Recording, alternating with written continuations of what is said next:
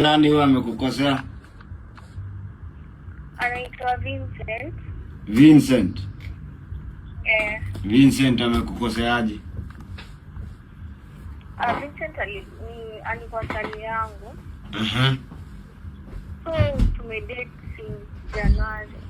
Hii January? Hii mwaka? Hii mwaka. Ndio mulianzana? Sasa alikuwa na bibi na mtoto mmoja. Michelle. Alikuwa na bibi na mtoto mmoja. Alikuwa na bibi na mtoto mmoja. Yaani Michelle ulikuwa na date bwana ya mtu? Walikosana, sasa huyo bibi akaenda.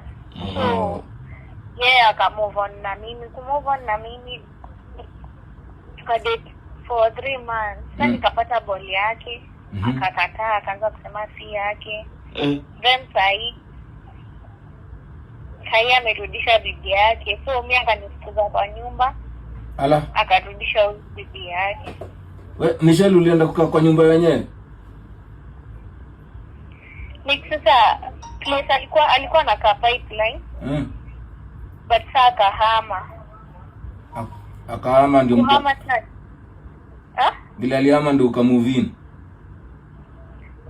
Vile alihama sasa ndo akaniambia ni move in na yeye. Then sasa vile nilipata ball, mambo ikaanza kuwa mingi. Akaanza kusema si yake. Then kulikuwa na communication between yeye na ule bibi yake mwenye alienda. Na ulishika ball mapema, si ungengoja hata mwaka moja iishe jo. Hivyo ndo kuko sasa. Shafanyika. Maji yakimwagika yazoleki.